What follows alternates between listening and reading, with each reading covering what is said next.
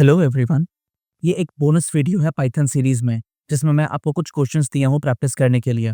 And इसका main objective सिर्फ एक है, आपकी लॉजिकल थिंकिंग एबिलिटी की प्रैक्टिस कराना। अगर आप इसे अभी तक अटेम्प्ट नहीं करे हैं, then assessment link description and pin comment में है, you can access it from here. या फिर आप इसे कोड अलोंग की तरह ट्रीट कर रहे हैं, देन ये भी इफेक्टिव है। All I am saying is practice it with और विदाउट मी। Let's start. पहले क्वेश्चन में आपको एक कैरेक्टर इनपुट देना है और चेक करना है कि वो वोवेल है या नहीं। यहाँ पर आप ध्यान दीजिए कि जब आप इनपुट ले रहे हैं तो उसे लोअर केस में एक्सेप्ट करना है, एंड अगर कोई डिजिट है देन उसे चेक करने के लिए आप इस डिजिट मेथड का यूज कर सकते हैं। सो कोड ये बहुत सिंपल है। मैं एक वेरिएबल बनाऊंगा a equal input enter a character, and इसे लोअर केस में कन्वर्ट करने के लिए मैं डॉट लोअर यहीं पे लिख दूंगा। अब मैं यहाँ पे जो भी इनपुट दूंगा, नो मैटर मैं किस तरीके से लिखा हूँ, वो हमेशा ही लोअर केस में रहेगा। अब यहाँ से मैं वोवेल के चेक करना शुरू करूंगा। मैं लिखूंगा if A in, and then मैं एक सीक्वेंस बना के दूंगा ए ई आई ओ यू। ये कैरेक्टर इन पांचों में से कोई सा भी कैरेक्टर है, देन उस केस में मैं प्रिंट कर दूंगा प्रिंट वोवेल एलिफ। अब यहाँ पर मैं चेक करूंगा कि क्या ये इनपुट डिजिट तो नहीं है। इस केस में मैं लिखूंगा ए डॉट इज डिजिट। अगर ये डिजिट है देन इस केस में मैं प्रिंट करूंगा नंबर इनपुट इनवैलिड, एंड अगर ऐसा नहीं है देन इस केस में मैं सिंपली प्रिंट कर दूंगा नॉट अ वोवेल। अब जब मैं इसे एग्जीक्यूट करूंगा, लेट्स से मैं एक इनपुट दिया q, तो ये नॉट अ वोवेल मिल गया है। बट अगर मैं लिखा e, देन इस केस में ये वोवेल है। एंड सपोज मैं लिखा कोई नंबर, देन यहाँ पे नंबर इनपुट इनवैलिड मुझे रिजल्ट मिल रहा है। बट व्हाट इफ अगर ये सिंगल कैरेक्टर नहीं मल्टीपल कैरेक्टर्स है, लाइक ए ई, नाउ इस केस में भी ये मुझे नॉट अ वोवेल मिल रहा है। Now this is something which we do not want. इसके लिए मैं क्या करूंगा, यहाँ पर एक सेफ्टी चेक लगाऊंगा, और वो सेफ्टी चेक क्या है कि if len of A is not equal to 1, that means character का लेंथ अगर एक नहीं है, तो मैं लिखूंगा print invalid input please enter a single character. अब जब मैं इसे एग्जीक्यूट करूंगा और लेट से मैं यहाँ पे फिर से कुछ इनपुट दे दिया जो कि सिंगल कैरेक्टर नहीं है, तो उस केस में मुझे ये एरर मिल जाएगा कि invalid input please enter a single character. Great, ये कोड सही से काम कर रहा है। Moving on to next question. इस क्वेश्चन में आपको एक नंबर इनपुट लेना है और चेक करना है कि क्या वो 3 और 5 दोनों में से किसी से भी डिविजिबल है या नहीं, या फिर क्या ये दोनों से डिविजिबल है या नहीं। अगर ये डिविजिबल है तब तो ठीक है, लेकिन अगर ये डिविजिबल नहीं है देन उस केस में आपको नंबर को मॉडिफाई करना है इस तरह से कि वो नंबर 5 से डिविजिबल होना चाहिए। यहाँ पर आपको दो क्वेश्चन बेसिकली दिख रहा है। जो पहला पार्ट है वहाँ पे आपको चेक करना है कि नंबर डिविजिबल है या नहीं, और जो दूसरा पार्ट है वहाँ पर आपको नंबर को मॉडिफाई करना है। पहला पार्ट आसान है, इसलिए सबसे पहले मैं पहले पार्ट को टैकल करूंगा। यहाँ पर मैं इनपुट लूंगा num equal int input enter a number. अब यहाँ से मैं डिविजिबिलिटी चेक करूंगा। मैं लिखूंगा if num mod 3 equal 0 and num mod 5 equal 0. In that case, print the number is divisible by both 3 and 5. If num mod 3 equal 0, इस case में print the number is divisible by 3. If num mod 5 equal 0, print the number is divisible by 5. Great. अभी तक जो मैं code लिखा हूँ ये successfully check कर रहा है कि नंबर क्या 3 या 5 ये दोनों से डिविजिबल है या नहीं। लेट्स से नंबर है 15, ये 3 और 5 दोनों से डिविजिबल है। 12, ये 3 से डिविजिबल है, एंड 10 ये 5 से डिविजिबल है। Great. But what if number अगर दोनों में से किसी से डिविजिबल नहीं है, लाइक 26। इस केस से मुझे कुछ भी आंसर नहीं मिल रहा है। अब यहाँ पर आता है ये दूसरा पार्ट, और यहाँ पर मुझे नंबर को इस तरीके से मॉडिफाई करना है कि ये 5 से भी डिविजिबल रहे। सो मैं क्या करूंगा, मैं यहाँ एक एल्स ब्लॉक बनाऊंगा, और यहाँ पर तो सबसे पहले मैं प्रिंट कर दूंगा the number is not divisible by 3 और 5। एंड नाउ इसके बाद मैं एक ऑपरेशन करना शुरू करूंगा। अब यहाँ समझने की कोशिश करिए मैं क्या कहना चाह रहा हूँ। लेट्स से मेरा इनपुट नंबर है 26। पहले मैं इसका रिमाइंडर निकालूंगा सो दैट मुझे पता चले कि मैं नंबर को कितने से एडजस्ट करूंगा। इस केस में ये 26 मॉड 5 होगा, जिसका रिमाइंडर 1 आएगा। अब अगर मैं 26 को रिमाइंडर से सब्ट्रैक्ट कर दूं तो इसका आंसर मुझे 26 - 1 = 25 मिलेगा, एंड 25 5 से डिविजिबल है। तो अब इसे मैं यहाँ पे इंप्लीमेंट करूंगा। मैं लिखूंगा remainder rem in short equal num mod 5 and num minus equal remainder और रैम। अब मैं फाइनली यहाँ पे प्रिंट करूंगा inside f string the number has been modified to num to make it divisible by 5। अब इसे जब मैं एग्जीक्यूट करूंगा, लेट्स से मैं नंबर लिया 26, तो इसका आउटपुट मुझे मिल रहा है the number is not divisible by 3 and 5, and after modification the number has been modified to 25 to make it divisible by 5। And दूसरा एग्जांपल मैं लूंगा 29, इस केस में भी ये मुझे सेम रिजल्ट दे रहा है कि ये नंबर 3 और 5 से डिविजिबल नहीं है और इसे मॉडिफाई करके 25 बना दिया गया है। यहाँ पर मैं आपको एक चैलेंज देना चाहूंगा। यहाँ पर तो मैं नंबर को सिंपली माइनस कर रहा हूँ और इसे 5 से डिविजिबल बना रहा हूँ, बट व्हाट इफ अगर मैं नंबर को ऐड करके इससे 5 से डिविजिबल बनाना चाहूँ। फॉर एग्जाम्पल, अगर नंबर 29 है, देन इस केस में मॉडिफाइड नंबर 25 नहीं होकर के 30 होना चाहिए। उसे आप कैसे अचीव करिएगा, ये आपका टास्क है। मैं एक हिंट देता हूँ, आपको रिमाइंडर को 5 से सब्ट्रैक्ट करना होगा। Okay, moving on to next question. हमें 3 नंबर इनपुट लेना है और उसे असेंडिंग एंड डिसेंडिंग ऑर्डर में अरेंज करना है। इस प्रोग्राम को 2 तरीके से कर सकते हैं, एक है ट्रेडिशनल तरीका और दूसरा है पाइथोनिक तरीका। पहले मैं इसका ट्रेडिशनल तरीका दिखाता हूँ। यहाँ मेरा सबसे पहला काम है कि मैं यूजर से 3 नंबर को इनपुट में लूँ। इसीलिए मैं int input enter a number लिख करके यूजर से इनपुट लूंगा और उसे ए, बी और सी में स्टोर कर लूंगा। यहाँ सबसे पहले मैं चेक करूंगा कि अगर ए बी से बड़ा है तो इस केस में ए और बी के वैल्यू को स्वैप करना है सो दैट ए हमेशा ही बड़ा हो, या फिर अगर ऐसा हो कि जो बी है वो सी से बड़ा है, इन दैट केस बी और सी के वैल्यू को स्वैप करना है। एंड तीसरा केस, यहाँ पर हमें चेक करना है कि अगर ए बी से बड़ा है देन उस केस में ए और बी के वैल्यू को फिर से स्वैप करना है। एंड नाउ इसके बाद मैं फाइनली प्रिंट कर दूंगा ए, बी और सी को। सो मैं लिखूंगा print ascending order comma A comma B comma C, and इसके साथ साथ print descending order C comma B comma A. अब जब मैं इसे एग्जीक्यूट करूंगा, लेट्स से मैं पहला नंबर दिया 4, दूसरा नंबर दिया 8 एंड तीसरा नंबर दिया 1। तो आप देख सकते हैं कि मैं असेंडिंग ऑर्डर में 1, 4 एंड 8 एंड डिसेंडिंग ऑर्डर में 8, 4 एंड 1 डिस्प्ले करा दिया हूँ। यहाँ पर क्या हो रहा है कि जब मैं ये 3 नंबर दिया हूँ इनपुट में 4, 8 एंड 1, तो वो 3 बार चेक हो रहा है। सबसे पहले चेक हुआ कि क्या पहला नंबर दूसरा नंबर से बड़ा है या नहीं, दैट मीन्स क्या 4 8 से बड़ा है या नहीं। नाउ सिंस ये कंडीशन फॉल्स हो गया, ये दूसरा कंडीशन चेक हो रहा है कि क्या 8 1 से बड़ा है या नहीं। नाउ ये कंडीशन ट्रू है, दैट इज वाई बी और सी का वैल्यू स्वैप हो गया और अब ये करेंटली 4 1 8 है। एंड फाइनली तीसरा कंडीशन यहाँ पे चेक हो रहा है कि क्या ए बी से बड़ा है या नहीं। नाउ यहाँ पर ये कंडीशन ट्रू हो जाएगा क्योंकि 4 1 से बड़ा है, दैट इज वाई ये वैल्यू स्वैप हो जाएगा और अब ए का नया वैल्यू है 1 एंड बी का नया वैल्यू है 4। हेंस ये 3 नंबर अब अरेंज होकर के 1, 4 एंड 8 हो गया है, जो कि इंडिविजुअली ए, पी एंड सी में स्टोर्ड है। बाय द वे, ये सेम चीज करने के लिए पाइथन एक फंक्शन प्रोवाइड करता है जो कि है सॉर्टेड फंक्शन। एक बार मैं आपको एक्सप्लेन करता हूँ कि ये काम कैसे करता है। अगर मैं यहाँ पे सॉर्टेड लिखा and shift plus tab press करा, देन आप देख सकते हैं कि यहाँ पर मुझे ये डॉक्यूमेंटेशन दिख रहा है और इस डॉक्यूमेंटेशन को जब आप देखिएगा तो आपको पता चलेगा कि ये पहला एक इटरेबल एक्सेप्ट करता है लाइक लिस्ट या डबल एटसेट्रा, एंड इसके साथ साथ ये रिवर्स नाम का भी पैरामीटर एक्सेप्ट करता है जो कि बाय डिफॉल्ट फॉल्स होता है। एंड एज अ रिजल्ट ये इटरेबल के आइटम्स को असेंडिंग ऑर्डर में अरेंज करके रिटर्न करता है।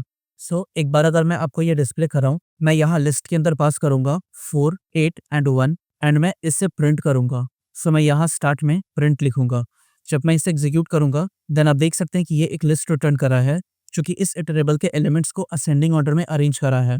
एंड अगर इसके साथ साथ मैं यहाँ पे रिवर्स नाम का पैरामीटर पास करूँ जिसे मैं ट्रू कर दूं और अब मैं इसे एग्जीक्यूट करूँ, देन आप देख सकते हैं कि ये सेम चीज़ को डिसेंडिंग ऑर्डर में प्रिंट करा है। नाउ यू नो कि ये कैसे काम करता है। यहाँ पर मैं सबसे पहले ए, बी, सी इन तीनों को कॉपी करूंगा एंड मैं यहाँ पर आकर के इसे पेस्ट कर दूंगा। अब यहाँ इन तीनों वैल्यू को मैं इटरेबल में कन्वर्ट कर दूंगा। सो मैं इसे लिस्ट के अंदर रखूंगा जिसके अंदर मैं ए, बी एंड सी को पास कर दूंगा एंड इसे मैं एक वेरिएबल में स्टोर करूंगा जिससे मैं नम्स कह के पुकारूंगा। अब बहुत सिंपल है, मैं सिंपली यहाँ पे प्रिंट करूंगा असेंडिंग ऑर्डर एंड मैं कॉमा दे करके सॉर्टेड फंक्शन को कॉल करूंगा जिसके अंदर मैं नम्स पास कर दूंगा एंड इसके बाद मैं लिखूंगा print and this time descending order and इस पर फिर से मैं सॉर्टेड फंक्शन को कॉल करूंगा जिसके अंदर मैं नम्स पास करूंगा एंड इसके साथ साथ एक रिवर्स पैरामीटर भी दूंगा जिससे मैं रिवर्स इक्वल ट्रू करके लिखूंगा एंड दैट्स इट। अब मैं इसे एग्जीक्यूट करूंगा। लेट्स से मेरा पहला नंबर है 4, दूसरा नंबर है 8 एंड तीसरा नंबर है 1। यहाँ पर मुझे ये तीनों नंबर अरेंज होकर मिल गया है विच इज 1, 4 एंड 8 एंड इसके साथ 8, 4 and 1। Great, moving on to next question. इस क्वेश्चन में आपको ट्राइंगल का 3 साइड लेना है और चेक करना है कि क्या वो ट्राइंगल वैलिड है या नहीं। इसके वैलिडिटी को चेक करने के लिए अब ये कंडीशन यूज कर सकते हैं, अगर पहले 2 साइड्स का सम तीसरे साइड से बड़ा है देन वो वैलिड ट्राइंगल है, अदरवाइज वो इनवैलिड ट्राइंगल है। अगेन यहाँ पर भी मुझे 3 इनपुट का जरूरत है तो मैं क्या करूंगा, यहाँ से मैं सिंपली ए, बी, सी इन तीनों को करूंगा कॉपी एंड यहाँ नीचे करके मैं करूंगा इसे पेस्ट। अब यहाँ से मैं ये कंडीशन चेक करना शुरू करूंगा कि if this condition and this condition and this condition, and ये कंडीशन क्या है। सबसे पहला कंडीशन है a plus B is greater than C, second condition है a plus C is greater than b and third condition है b plus C is greater than a। अगर ये तीनों ही कंडीशन साइमल्टेनियसली ट्रू है देन एंड ओनली देन मैं print करूंगा the triangle is valid, else मैं प्रिंट कर दूंगा the triangle is not valid. अब जब मैं इसे एग्जीक्यूट करूंगा, लेट्स से पहला साइड है 3, दूसरा साइड है 4 एंड तीसरा साइड है 5। इस केस में ट्राइंगल वैलिड है। एंड लेट्स से मैं इसे दोबारा एग्जीक्यूट करा एंड इस पर पहला साइड है 1, दूसरा साइड है 2 एंड तीसरा साइड है 3, देन इस केस में ये ट्राइंगल वैलिड नहीं है, क्योंकि 1 + 2 3 हो जाएगा, जो कि 3 के वैल्यू के बराबर है, ना कि उससे बड़ा। That is why. सो ये कोड सही से काम कर रहा है। Moving on to next question. Now ये थोड़ा सा बड़ा प्रॉब्लम है एंड यहाँ पर हमें कुछ सीरीज ऑफ स्टेप्स को फॉलो करके इस प्रॉब्लम को सॉल्व करना है। सबसे पहले यहाँ पे हमें 3 कोफिशिएंट्स लेने हैं ए, बी एंड सी एक क्वाड्रेटिक इक्वेशन का। अब हमें क्या करना है कि सबसे पहले हमें इस कोफिशिएंट्स का डिस्क्रिमिनेंट निकालना है। इसका ये फॉर्मूला होता है b² - 4 × a × c। एक बार डिस्क्रिमिनेंट निकल जाए उसके बाद इसके रूट्स को डिटरमिन करना है। अगर डिस्क्रिमिनेंट 0 से बड़ा है तो जो रूट है वो रियल है और डिस्टिंक्ट है। दैट मीन्स रूट एग्जिस्ट करता है और वो दो अलग अलग रूट है। अगर डिस्क्रिमिनेंट 0 है, इस केस में रूट्स रियल है और इक्वल है। दैट इज रूट सच में एग्जिस्ट करता है और वो दोनों ही रूट सेम है। एंड अगर डिस्क्रिमिनेंट 0 से कम है तो उस केस में ये रूट कॉम्प्लेक्स होगा। तीसरा टास्क ये है कि एक बार डिसाइड हो जाए कि डिस्क्रिमिनेंट का रूट कौन सा होगा, हमें वो रिजल्ट प्रिंट करना है। एंड फाइनली अगर रूट रियल है और वो एग्जिस्ट करता है तो उस केस में हमें उस रूट को कैलकुलेट करना है और उसके लिए हम लोग ये फॉर्मूले का यूज कर सकते हैं -p + under root discriminant divided by 2a। So ये कोड थोड़ा लंबा होने वाला है और इसमें हम लोग एक एक चीज को एक एक करके टैकल करेंगे। So let's begin with the very first thing जिसमें हम लोग नंबर को इनपुट ले रहे हैं। इसके लिए मैं क्या करूंगा, यहाँ से जो मैं नंबर को कॉपी करा था ए, बी एंड सी को, मैं इसे दोबारा से कॉपी करूंगा एंड यहाँ पर आकर के मैं इसे पेस्ट कर दूंगा। अब यहाँ हमारे पास ये नंबर आ गया है। अब आगे बढ़ने की बारी। यहाँ पर मैं सबसे पहले डिस्क्रिमिनेंट कैलकुलेट करूंगा जिसका फॉर्मूला है b² - 4ac। सो यहाँ मैं लिखूंगा DISC short for discriminant and then bracket में b⁻² - 4 × a × c। अब यहाँ पर जब मैं प्रिंट करना चाहूँ तो मैं डिस्क्रिमिनेंट को प्रिंट कर सकता हूँ। लेट्स से मैं पहला नंबर दिया 2, दूसरा नंबर दिया 10 एंड तीसरा नंबर दिया 5। इस केस में डिस्क्रिमिनेंट मुझे 60 मिल रहा है एंड इसका कैलकुलेशन आप यहाँ देख सकते हैं। Great, moving on to next part. यहाँ पर मैं अब टाइप ऑफ फ्रूट को डिसाइड करूंगा। मैं देखूंगा कि if DISC that is discriminant is greater than 0। और यहाँ पर क्या कंडीशन था कि अगर डिस्क्रिमिनेंट 0 से बड़ा हुआ तो रूट रियल है एंड डिस्टिंक्ट है। तो यहाँ पर मैं प्रिंट कर दूंगा roots are real and distinct. इसके बाद मैं दूसरा कंडीशन चेक करूंगा कि LF discriminant is equal 0। That means अगर डिस्क्रिमिनेंट 0 के बराबर है तो इन कंडीशन के अकॉर्डिंग मैं प्रिंट करूंगा roots are real and equal. So यहाँ पे मैं लिखूंगा print roots are real and equal. And finally मैं लास्ट कंडीशन को चेक करने के लिए लिखूंगा else print roots are complex. अब यहाँ पर मैं इसे एग्जीक्यूट करके देखूंगा। लेट्स से मेरा पहला नंबर है 1, दूसरा नंबर है -7 एंड तीसरा नंबर है 10। इस केस में रूट मुझे रियल एंड डिस्टिंक्ट मिल रहा है। ऐसा करता हूँ मैं यहाँ पर डिस्क्रिमिनेंट को भी प्रिंट करता हूँ, तो मैं प्रिंट DISC लिख लूंगा। सो यहाँ पे मैं सेम नंबर लूंगा 1, -7 एंड 10। डिस्क्रिमिनेंट इसका 9 है एंड ये रूट रियल एंड डिस्टिंक्ट है। मैं दूसरे बार इसको फिर से एग्जीक्यूट करूंगा। इस बार पहला नंबर है 1, दूसरा नंबर है -2 और तीसरा नंबर है 1। इस केस में डिस्क्रिमिनेंट है भी 0। दैट इज वाई इसका जो रूट है रियल एंड इक्वल है। एंड इस बार मैं इसे तीसरे बार फिर से एग्जीक्यूट करूंगा एंड इस बार पहला नंबर है 1, दूसरा नंबर है 2 और तीसरा नंबर है 5। इस केस में ये -16 है जो कि 0 से कम है। दैट इज वाई ये रूट कॉम्प्लेक्स होगा।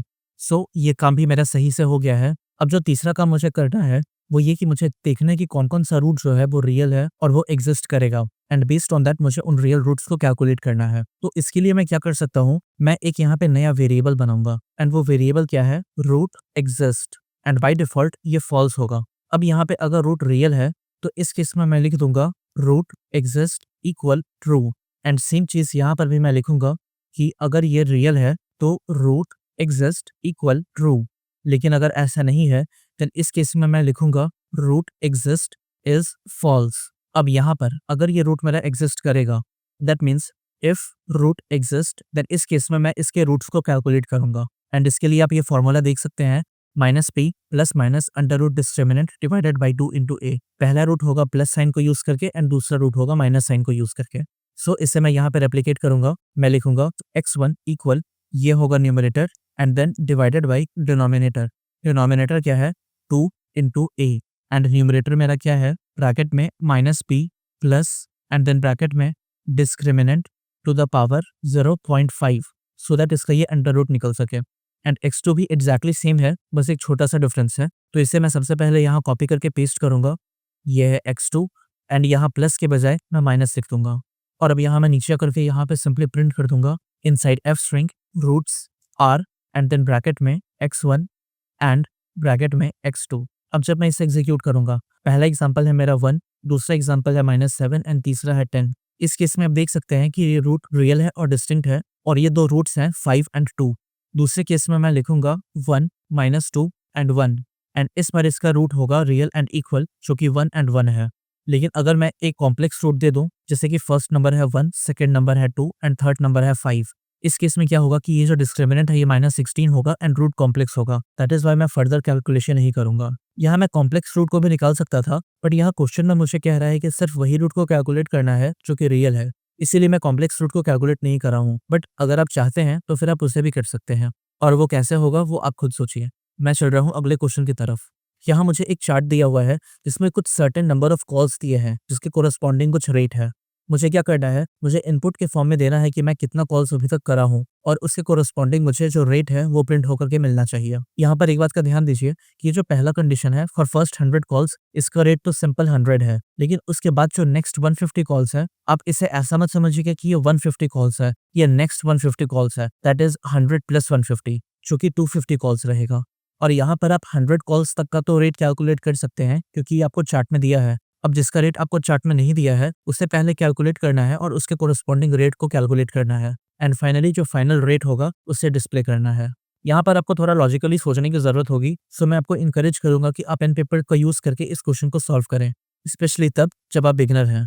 यहाँ पर मैं यूजर से इनपुट लूंगा सबसे पहले, सो n equal int input enter the number of calls और इसके बाद मैं क्या करूंगा, मैं प्राइस को 0 से इनिशियलाइज कर लूंगा। अब अगर n का वैल्यू 100 या उससे कम है तो उस केस में मैं प्राइस दे दूंगा 100, लेकिन अगर n का वैल्यू 250 से लेस देन इक्वल है तो उस केस में मेरा जो प्राइस होगा वो कुछ इस तरीके से कैलकुलेट होगा 100 प्लस एंड देन इसके बाद मैं n - 100 करूंगा सो दैट 100 के बाद जो भी नंबर ऑफ कॉल्स है वो मुझे मिल सके एंड उसे मैं मल्टीप्लाई कर दूंगा 1.25 से। अब तीसरा केस है नेक्स्ट 200 कॉल्स, तो इसके लिए मैं लिखूंगा elif n is less than equal to 450। क्यों? 250 + 200 होगा 450 इसीलिए। और अगर ऐसा केस है तो जो मेरा प्राइस होगा वो कुछ इस तरीके से कैलकुलेट होगा। पहले 100 कॉल्स के लिए मैं सिंपली 100 लिख लूंगा एंड देन उसके बाद मैं ब्रैकेट दूंगा जिसके अंदर मैं कैलकुलेट करूंगा नेक्स्ट 150 कॉल्स, सो मैं 150 × 1.25 लिखूंगा। ये तो जाहिर सी बात है कि अगर कॉल 250 से ज्यादा है तो 150 तो डेफिनेटली उसमें कंसिडर हो गया है। अब यहाँ पे जो बचा खुचा कॉल है इसे मैं कैलकुलेट करने के लिए n - 250 लिखूंगा एंड इसे मैं 1.75 से मल्टीप्लाई कर दूंगा। अब यहाँ पर मुझे 450 के अंदर किया हुआ कॉल का प्राइस भी पता चल जाएगा एंड फाइनली जो लास्ट कॉल मेरा रहेगा वो एल से कैटेगरी में चला जाएगा क्योंकि ये बियॉन्ड 450 कॉल्स है। यहाँ पर मैं नया प्राइस लिखूंगा 100 प्लस ब्रैकेट में 150 × 1.25 एंड देन प्लस 200 × 1.75 और 200 कॉल्स क्यों? क्योंकि ये नेक्स्ट 200 कॉल्स के कैटेगरी में आया है इसीलिए। एंड फाइनली जो बचा खुचा कॉल्स है उसे मैं n - 450 से कैलकुलेट करूंगा एंड उसे मैं 2.5 से मल्टीप्लाई कर दूंगा एंड इस तरह से मैं सारे कॉल्स का रिकॉर्ड कैलकुलेट कर लूंगा। अब मुझे फाइनली क्या करना है, मुझे इसे प्रिंट कर देना है। तो मैं यहाँ पे लिखूंगा प्रिंट एंड देन एक एफ स्ट्रिंग में दूंगा जिसके अंदर मैं लिखूंगा total telephone bill rupees price. Great. अब जब मैं इसे एग्जीक्यूट करूंगा, लेट से मेरा पहला कॉल है 50 तो इसका प्राइस मुझे 100 मिल गया है। अगर मेरा कॉल है 125 देन इसका प्राइस मुझे 131.25 मिला है। अगर मेरा कॉल है 320 तो उस केस में मुझे बिल 410 मिल गया है। लेकिन अगर मेरा कॉल है लेट्स से 1000 तो उस केस में मुझे बिल 2012.5 मिला है। आप चाहें तो आप इसे कैलकुलेट करके देख सकते हैं, ये बिल सही से कैलकुलेट हुआ है। Alright, moving on to next question.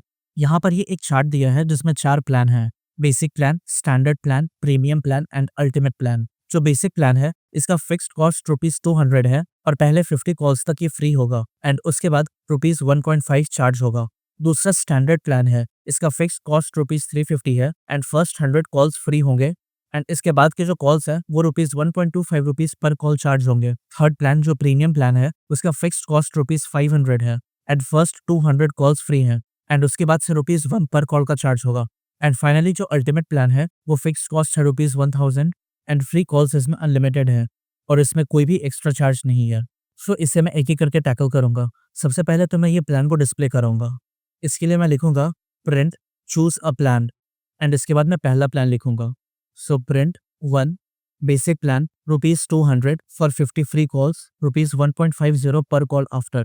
2. Standard plan rupees 350 for 100 free calls, rupees 1.25 per call after. 3.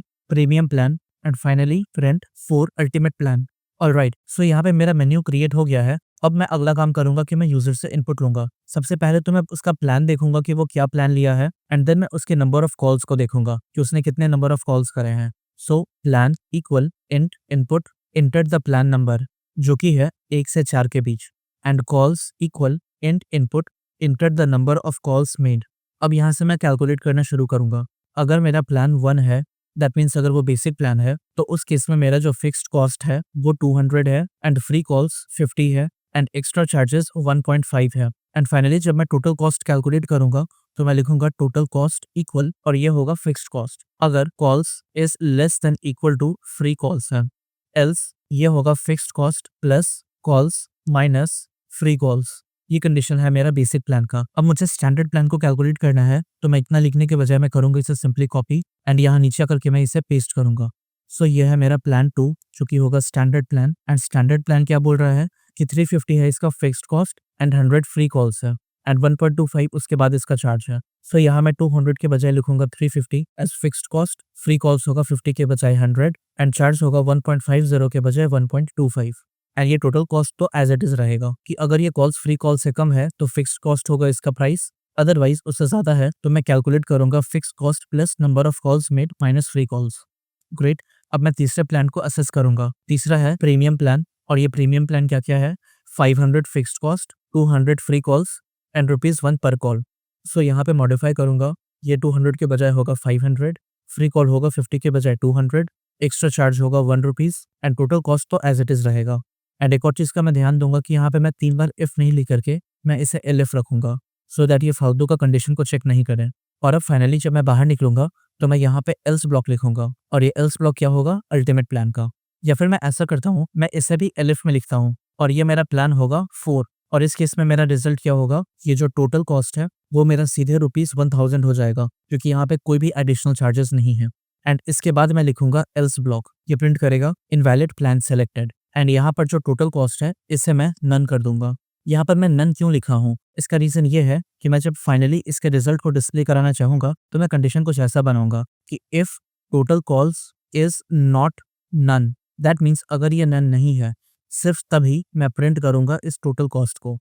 सो मैं लिखूंगा एफ स्ट्रिंग के अंदर total telephone bill colon rupees total cost. Great. अब मैं जब इसे एग्जीक्यूट करूंगा, लेट्स से जो मैं प्लान चूज कर रहा हूँ वो है 1 विच इज बेसिक प्लान और मैं टोटल 300 कॉल्स कर रहा हूँ तो इसका बिल मुझे 450 मिल रहा है। लेट्स से मैं दूसरा प्लान लिया 2 एंड इस बार मैं फिर से 300 कॉल्स कर रहा हूँ, इस बार मुझे 550 बिल मिल रहा है। तीसरा मैं प्लान लिया हूँ 3 जो कि होगा प्रीमियम प्लान एंड फिर से मैं 300 कॉल्स कर रहा हूँ, इस बार का जो मेरा बिल है वो 600 है। एंड फाइनली मैं फोर्थ प्लान लिया हूँ एंड इस बार मैं कॉल दोबारा से 300 कर रहा हूँ, मेरा कॉस्ट इसमें 1000 है। सो आप देख सकते हैं मैं इसे सक्सेसफुली प्रिंट कर लिया हूँ और मैं सही से बिल को कैलकुलेट कर पा रहा हूँ। अगर आपको कोई स्पेसिफिक कैलकुलेशन समझ ना आए, आप पेन पेपर लेकर के उसे खुद से कैलकुलेट करके देखिए, आपको वो समझ आ जाएगा। Okay, moving on to next question. यहाँ पर यूजर से मुझे 2 इनपुट लेना है, एक एक्स कोऑर्डिनेट और दूसरा वाई कोऑर्डिनेट, और मुझे चेक करके बताना है कि वो कौन से क्वाड्रेंट में लाई करता है, कि वो फर्स्ट क्वाड्रेंट है या सेकंड क्वाड्रेंट है या थर्ड क्वाड्रेंट या फिर फोर्थ क्वाड्रेंट, या फिर क्या वो एक्स एक्सेस पे लाई कर रहा है, फिर क्या ये वाई एक्सेस पे लाई कर रहा है, या फिर क्या वो ओरिजिन पे है। सो यहाँ पर मैं पहले x equal int input inter x coordinate लिखूंगा एंड इसे मैं कॉपी कर लूंगा क्योंकि मुझे दोबारा से इसे रिपीट ही करना है। यहाँ x के बजाय होगा y, सो y एंड यहाँ पर भी y। ग्रेट। अब इसके बाद मैं यहाँ कंडीशन चेक करना शुरू करूंगा। ये क्वाड्रेंट का कुछ ऐसा रहता है कि ये है फर्स्ट क्वाड्रेंट और अगर ये x और y दोनों पॉजिटिव है तो ये x क्वाड्रेंट में लाई करेगा, अगर x नेगेटिव है लेकिन y पॉजिटिव है तो ये सेकंड क्वाड्रेंट में लाई करेगा, अगर x और y दोनों ही नेगेटिव है तो ये थर्ड क्वाड्रेंट में लाई करेगा, लेकिन अगर x पॉजिटिव है और y नेगेटिव है तो ये फोर्थ क्वाड्रेंट में लाई करेगा। हाउएवर अगर x जो है वो 0 पे लाई कर रहा है और y 0 पे नहीं है तो उस केस में पॉइंट y एक्सिस पे होगा, और दूसरी तरफ अगर y कोऑर्डिनेट 0 पे है और x 0 पे नहीं है तो उस केस में वो पॉइंट x एक्सिस पे लाई करेगा, लेकिन अगर x और y दोनों ही 0 पे है तो उस केस में वो पॉइंट ओरिजिन पे लाई करेगा। तो इसीलिए मैं लिखूंगा if x is greater than 0 and y is greater than 0, then इस केस में मैं सिंपली प्रिंट कर दूंगा फर्स्ट क्वाड्रेंट, और अगर ऐसा नहीं है तो मैं चेक करूंगा कि क्या x नेगेटिव है एंड y पॉजिटिव है, और अगर ऐसा है तो मैं यहाँ पे प्रिंट कर दूंगा सेकंड क्वाड्रेंट। इसे मैं करूंगा यहाँ से कॉपी और मैं इसे फिर से रिपीट करूंगा तीसरे और चौथे बार। इस बार मैं चेक करूंगा कि क्या x 0 से छोटा है और क्या y भी 0 से छोटा है। अगर ये दोनों ही नेगेटिव है तो ये थर्ड क्वाड्रेंट में लाई करेगा। लेकिन अगर ऐसा है कि x का जो वैल्यू है वो 0 से बड़ा है लेकिन y कोऑर्डिनेट जो है अगर वो 0 से छोटा है तो उस केस में ये होगा फोर्थ क्वाड्रेंट में। So plus plus for first quadrant, minus plus for second quadrant, minus minus for third quadrant and plus minus for fourth quadrant. अब इसके अलावा मैं पांचवा कंडीशन चेक करूंगा कि क्या ये जो x है अगर ये 0 पे है और जो y है वो 0 पे नहीं है। अगर ये कंडीशन है तो इस केस में मैं बोलूंगा कि ये जो पॉइंट है वो y एक्सिस पे लाई करेगा। तो इस केस में मैं प्रिंट करूंगा the point lies on y axis. And वहीं दूसरी तरफ अगर मैं ये कंडीशन बना करके लिखूं कि ये जो x है वो 0 पे नहीं है लेकिन जो y है वो 0 पे है, उस केस में ये जो मेरा पॉइंट होगा ये y एक्सिस पे नहीं होकर के ये x एक्सिस पे होगा। सो y के बजाय मैं यहाँ x लिख दूंगा। और अगर ये सारा ही केस गलत है तो यहाँ पर मैं सिंपली प्रिंट कर दूंगा the point lies at the origin. Great, अब मैं इसे एग्जीक्यूट करूंगा।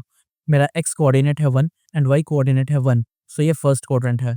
अगर x है -2 एंड y है 1 तो ये सेकंड क्वाड्रेंट है। अगर x है -2, y भी है -2 देन ये थर्ड क्वाड्रेंट है। लेकिन अगर x है 2 एंड y है -4 देन ये फोर्थ क्वाड्रेंट है। हाउएवर अगर x है 0 एंड y लेट्स से 9 है तो पॉइंट y एक्सिस पे लाई कर रहा है। लेकिन अगर x एक्सिस लेट्स से 9 है एंड y एक्सिस 0 है तो ये x एक्सिस पे लाई कर रहा है। और अगर दोनों ही कोऑर्डिनेट 0 है देन ये ओरिजिन पे लाई कर रहा है। सो ये कोड हमारा सही से काम कर रहा है। We can move to next question.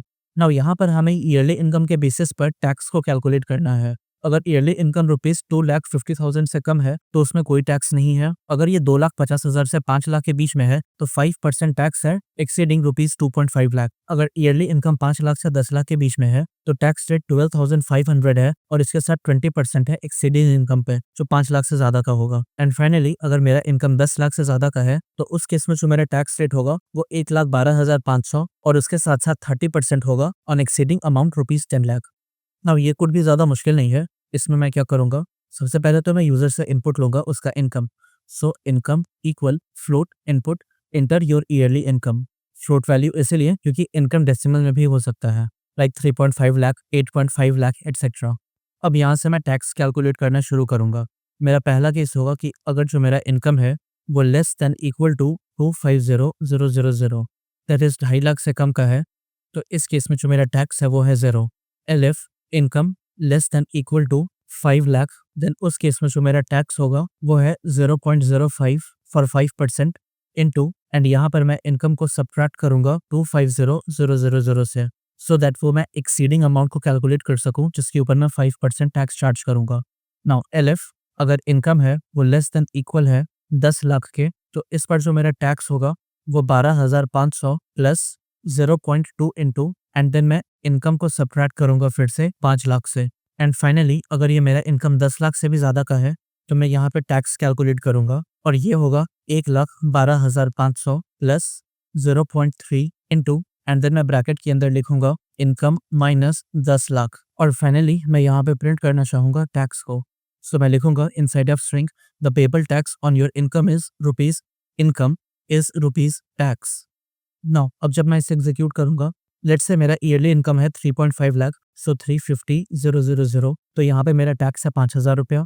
अगर मेरा इनकम है 1.5 लाख रुपया सो 150,000 तो इस केस में टैक्स है मेरा 0। लेट्स से अगर मेरा इनकम है 9.5 लाख का तो 950,000 तो इस केस में टैक्स है मेरा 1,25,000। एंड लेट्स से अगर मेरा पैकेज है 30 लाख का तो इस पर जो मेरा टैक्स होगा वो 7,12,500 रुपया होगा। सो इस तरीके से मैं टैक्स को कैलकुलेट कर सकता हूँ। Moving on to next question. Now यहाँ पर मुझे फेयर कैलकुलेट करना है जिसका चार्ट मुझे दिया हुआ है। यहाँ मुझे यूजर से 2 इनपुट लेना है, एक उसका एज क्या है और दूसरा वो कितना डिस्टेंस ट्रैवल कर रहा है और उन दोनों के बेसिस पर मुझे प्राइस को कैलकुलेट करना है। सो अगर एज ग्रुप जो है वो 5 से कम का है तो बेस फेयर है फ्री एंड एडिशनल फेयर भी है free. And by base fair I mean first 5 kilometre and additional fair is rupees charge पर किलोमीटर आफ्टर 5 किलोमीटर। अगर एज मेरा 5 से 18 के बीच में है तो उस केस में बेस फेयर होगा 20 and then 2 rupees per kilometre. अगर एज है मेरा 19 से 60 के बीच तो मेरा बेस फेयर है 30 एंड एडिशनल फेयर है 3 rupees per kilometre after 5 kilometre. And अगर 60 ईयर से ज्यादा है तो बेस फेयर है 15 एंड एडिशनल फेयर है रुपीज 1.5 पर किलोमीटर आफ्टर 5 किलोमीटर। इस कोड को एग्जीक्यूट करने के लिए मैं अगेन 2 इनपुट लूंगा। जो सबसे पहला इनपुट है वो है एज, और मैं लिखूंगा int input inter your age, and इसके साथ मैं लिखूंगा डिस्टेंस, एंड वो है float input inter distance travelled in kilometre. And यहाँ से मैं कैलकुलेट करना शुरू करूंगा। सबसे पहला कंडीशन है कि जो मेरा एज है अगर वो 5 से कम का है तो उस केस में जो मेरा फेयर होगा वो होगा 0 रुपीज। एलिफ अगर एज मेरा 5 और 18 के बीच में है, देन यहाँ पर मैं इफ कंडीशन लगा करके चेक करूंगा कि if distance is less than equal to 5 तो मेरा फेयर होगा 20। एक बार मैं चेक कर लूँ, फेयर है 20। एंड अगर ऐसा नहीं है तो जो मेरा फेयर होगा वो मैं कुछ इस तरीके से कैलकुलेट करूंगा, ₹20 for 5 kilometre plus distance -5 into, और इंटू मुझे क्या करना है 2, सो ₹2 पर किलोमीटर। एंड इसके बाद मैं तीसरा कंडीशन चेक करूंगा कि एलिफ अगर एज है मेरा 19 और 60 के बीच, तो यहाँ पर मैं बेसिकली इसी चीज़ को दोबारा से कॉपी करूंगा और पेस्ट कर दूंगा। सो कॉपी एंड पेस्ट। और ये क्या है, अगर डिस्टेंस 5 किलोमीटर से कम है तो जो मेरा फेयर है वो होगा ₹30। सो यहाँ पे मैं 20 के बजाय 30 लिखूंगा, और जो मेरा बेस फेयर है वो यहाँ पर भी 30 होगा एंड डिस्टेंस -5 होगा। एंड इस पर जो मेरा मल्टीप्लिकेशन वैल्यू है ₹3 पर किलोमीटर, सो यहाँ पर मैं लिखूंगा 3। एंड फाइनली मैं चेक करूंगा लास्ट केस, तो इसीलिए मैं लिखूंगा एल्स, एंड यहाँ पर मैं इस कोड को दोबारा से पेस्ट कर दूंगा। और यहाँ पर मैं देख रहा हूँ कि अगर मेरा डिस्टेंस 5 किलोमीटर से कम है तो बेस फेयर है 15, एंड अगर ये इससे ज़्यादा है तो जो बेस फेयर है वो है 15 प्लस डिस्टेंस -5 इंटू 1.5। एंड इस तरह से मैं सारे फेयर को कैलकुलेट कर लिया हूँ।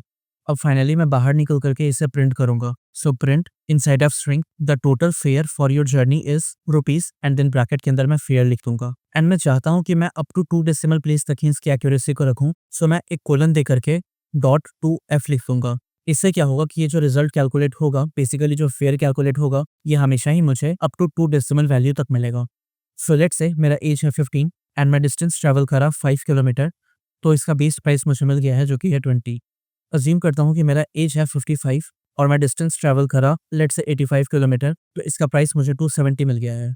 एंड लेट्स से अगर मैं 80 ईयर्स ओल्ड हूँ और जो मैं डिस्टेंस ट्रैवल करा हूँ वो है 40 किलोमीटर, सो फेयर मुझे 67.5 रुपीज़ मिल गया है। सो ये कोड भी बढ़िया काम कर रहा है और अब यह यूनिट 4 ऑफिशियली कंप्लीट हो रहा है।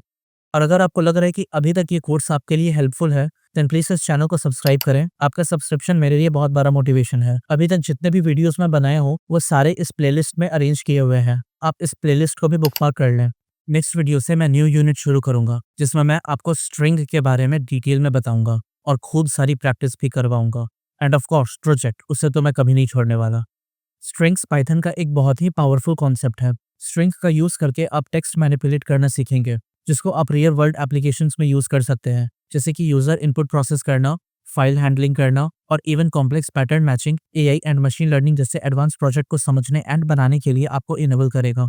इनफैक्ट स्ट्रिंग की अंडरस्टैंडिंग आपको आगे चलकर डेटा स्ट्रक्चर एंड एल्गोरिथम्स के कॉन्सेप्ट को समझने में हेल्प करेगा। तो चलिए मिलता हूँ मैं आपसे अगले यूनिट में। तब तक अपना ध्यान रखिए और कोडिंग करते रहिए।